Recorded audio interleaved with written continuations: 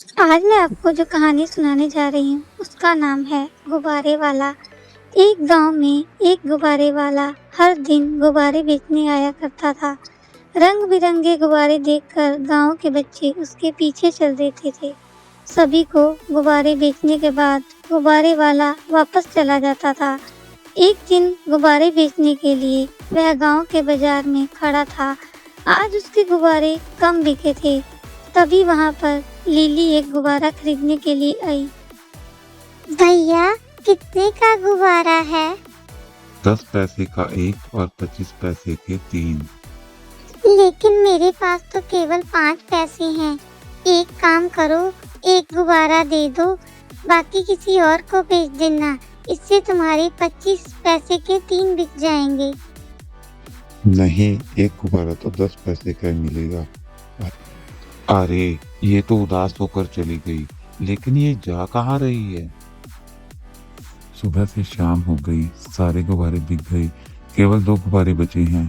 ये लड़की सुबह से यहीं बैठी हुई है, अपने घर नहीं गई। इसे बुलाता हूँ और पूछता हूँ कि अपने घर क्यों नहीं गई। बेटा बेटा, जरा इधर आना, बात सुनना। तुम सुबह की यहीं बैठी हुई हो, अपने घर क्यों नहीं गई?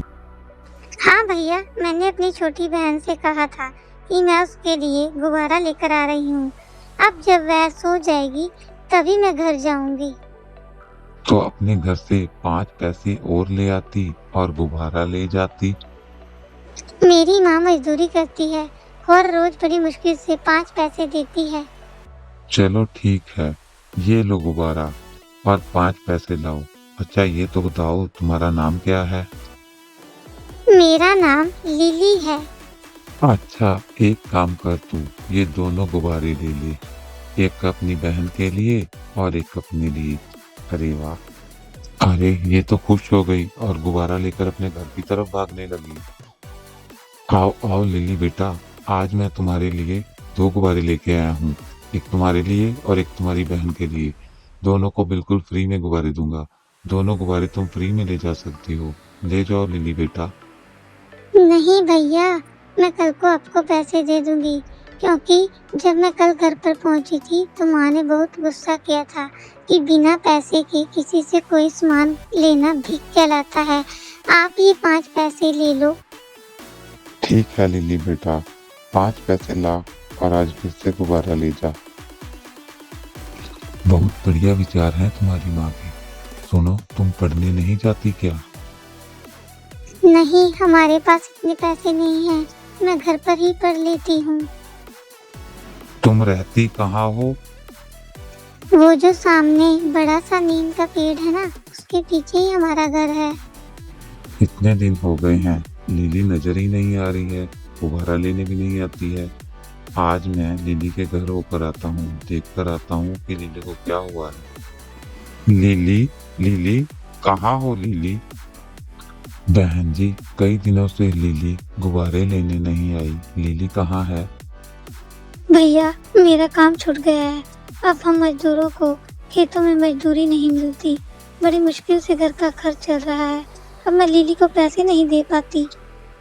बहन, क्या मैं आपकी कुछ मदद कर सकता हूँ? नहीं भैया, हम केवल मेहनत का पैसा ही लेते हैं। आप एक काम कीजिए, मेरे साथ लिली को गुब्बारे बेचने के लिए भेज दीजिए। हम दोनों गांव गांव घूमकर गुब्बारे बेचने लगेंगे। लेकिन भैया, लिली तो भी बहुत छोटी है। बहन, इससे आपकी कुछ मदद हो जाया करेगी।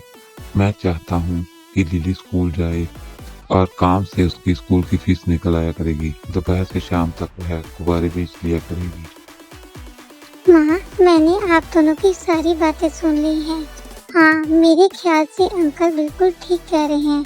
मुझे कल से ही इनके साथ गुब्बारे बेचने के लिए जाना होगा।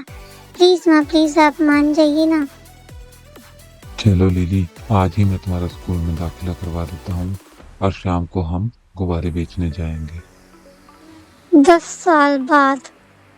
बाबा, अब आप काम मत कीजिए। मेरी पढ़ाई जल्दी ही पूरी हो जाएगी और मुझे नौकरी मिल जाएगी। बेटा, अब तुझे अपनी माँ और बहन का ख्याल भी तो रखना है। मैं तो जैसे तैसे जिंदगी काट लूंगा।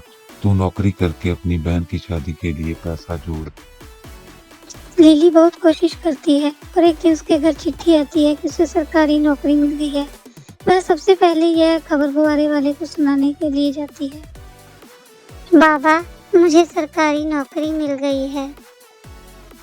शाबाश बेटा, ये तो तुम्हारी मेहनत रंग लाई है। अब तुम शहर जाकर मुझे भूल मत जाना और कभी कभी मेरे पास गुब्बारा खरीदने के लिए जरूर आना। नहीं भाई साहब, ये तो आपकी मेहनत रंग लाई है। अब लिली शहर जाकर इंतजाम करेगी, फिर हम सब इकट्ठा सामान बांधकर लिली के साथ शहर चलेंगे। हम सब चलेंगे। अगले दिन लिली शहर चली जाती है और वहाँ पर 3 महीने नौकरी करने के बाद एक बड़ा सा मकान किराए पर ले लेती है। फिर 2 दिन की छुट्टी लेकर वापस अपने गांव आती है। माँ, तुम अपना सामान बांध लो, हम कल ही शहर चलेंगे। मैं बाबा को भी बोलती हूँ, वे भी अपना सामान बांध लें। मैं बाबा से मिलकर आती हूँ। बेटा, वो नेक इंसान तो कब का अपना सामान बांध चुके हैं। वे तो कब के हम सबको छोड़कर जा चुके हैं। बेटा, कुछ लोग उस पेड़ की तरह होते हैं जो छाया देते हैं, फल देते हैं, लकड़ी देते हैं, लेकिन उसकी बजाय लेते कुछ नहीं। बाबा जीवन भर मेरी मदद करते रहे। आज जब मेरा सेवा करने का समय आया तो वह मुझे छोड़कर चले गए। लिली और उसकी माँ एक दूसरे के गले लगकर जोर जोर से रोने लगी, गुब्बारे वाले को याद करके। आज इतने साल हो गए हैं, लेकिन फिर भी लिली गुब्बारे वाले को भूली नहीं। वो आज भी गुब्बारे वाले को याद करती है और जब भी उसे कोई मिलता है वो उसे गुब्बारे वाले की कहानी जरूर सुनाती है।